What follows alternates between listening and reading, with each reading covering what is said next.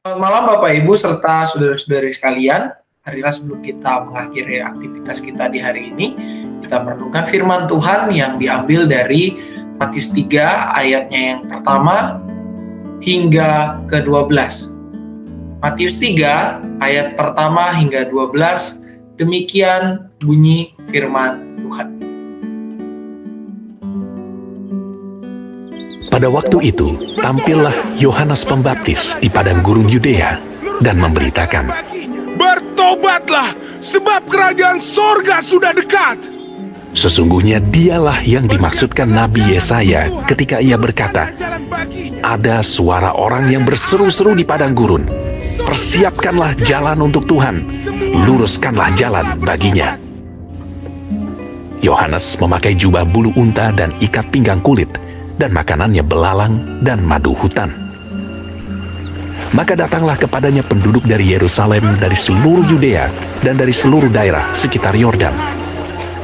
Lalu sambil mengaku dosanya, mereka dibaptis oleh Yohanes di sungai Yordan. Tetapi waktu ia melihat banyak orang Farisi dan orang Saduki datang untuk dibaptis, berkatalah ia kepada mereka, "Hai kamu, keturunan ular beludak, siapakah yang mengatakan kepada kamu bahwa kamu dapat melarikan diri dari murka yang akan datang? Jadi, hasilkanlah buah yang sesuai dengan pertobatan. Dan janganlah mengira bahwa kamu dapat berkata dalam hatimu, 'Abraham adalah bapa kami.' Karena aku berkata kepadamu, Allah dapat menjadikan anak-anak bagi Abraham dari batu-batu ini. Kapak sudah tersedia pada akar pohon, dan setiap pohon yang tidak menghasilkan buah yang baik pasti ditebang dan dibuang ke dalam api. Aku membaptis kamu dengan air sebagai tanda pertobatan, tetapi ia yang datang kemudian daripadaku lebih berkuasa daripadaku, dan aku tidak layak melepaskan kasutnya. Ia akan membaptiskan kamu dengan Roh Kudus dan dengan api. Alat penampi sudah di tangannya. Ia akan membersihkan tempat pengirikannya dan mengumpulkan gandumnya ke dalam lumbung. Tetapi debu jerami itu akan dibakarnya dalam api yang tidak terpadamkan." Demikianlah pembacaan Alkitab kita. Yang berbahagia ialah setiap kita yang tidak hanya membaca, namun juga melakukan dan merenungkan firman Tuhan di dalam kehidupan kita sehari-hari. Bapak Ibu serta saudara-saudari sekalian, bacaan kita tadi merupakan sebuah teks di mana Yohanes Pembaptis memulai pekerjaannya sebagai seorang yang mengabarkan tentang kerajaan sorga yang sudah dekat. Dalam bagian ini Yohanes menyerukan seruan pertobatan kepada setiap orang, tidak hanya kepada orang-orang Israel yang tidak berjabatan, tetapi juga di sini kalau kita lihat ada orang Farisi dan orang Saduki, di mana mereka adalah para ahli Taurat. Dalam bagian ini Yohanes menggarisbawahi orang-orang tersebut dan mengatakan kepada mereka, "Hai kamu keturunan ular beludak."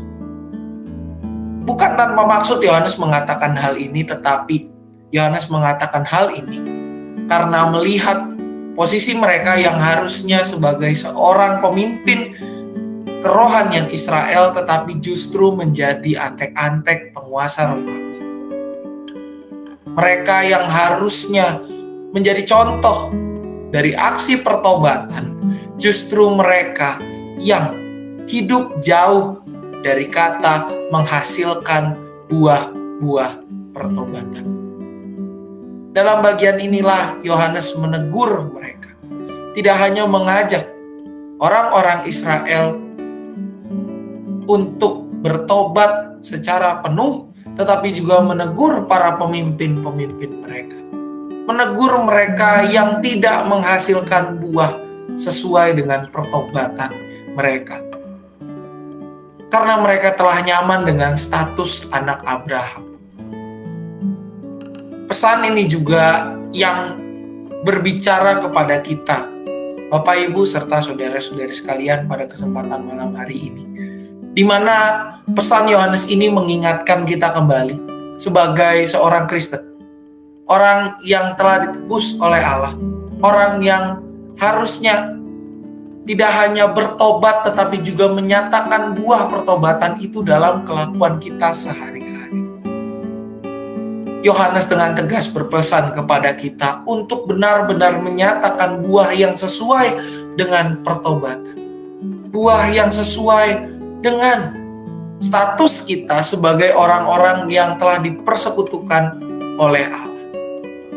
Sebab kapak sudah tersedia.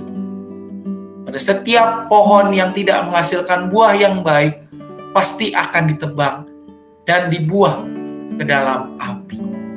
Pertanyaan bagi kita sekalian, Bapak Ibu, pada malam hari ini untuk kita renungkan. Sudahkah kita menghasilkan buah-buah pertobatan kita sebagai seorang Kristen?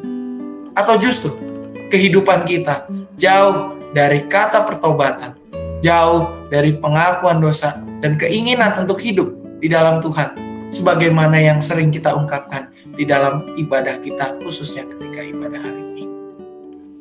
Mari kita berdoa. Tuhan, biarlah melalui firman ini kami diingatkan untuk menyatakan pertobatan kami, menyatakan buah-buah pertobatan kami, sekaligus juga menyatakan perubahan diri kami dari orang-orang yang tadinya tidak mengenal jalan keselamatan-Mu, tetapi menjadi orang-orang yang benar-benar hidup di dalam jalan keselamatan-Mu saja. Mampukan kami ya Bapak untuk boleh hidup di dalam kasih, melakukan tindakan kasih kepada orang-orang di sekitar kami, pada sesama kami, kepada dunia di sekitar kami, pada wilayah kami, dan dimanapun kami berada, biarlah Engkau yang senantiasa memampukan kami untuk boleh menjadi berkat, menyatakan buah pertobatan kami yang dapat dinikmati oleh orang-orang di sekitar kami, dan mengenalkan mereka kepada Tuhan Yesus Kristus, Sang Penebus kami, yang menjadi panutan hidup kami, sekaligus penuntun hidup kami. Mampukan kami ya Allah, dan kami mengalaskan doa ini dalam nama anak Tuhan Yesus Kristus, Sang Firman yang hidup, kami berdoa. Amin.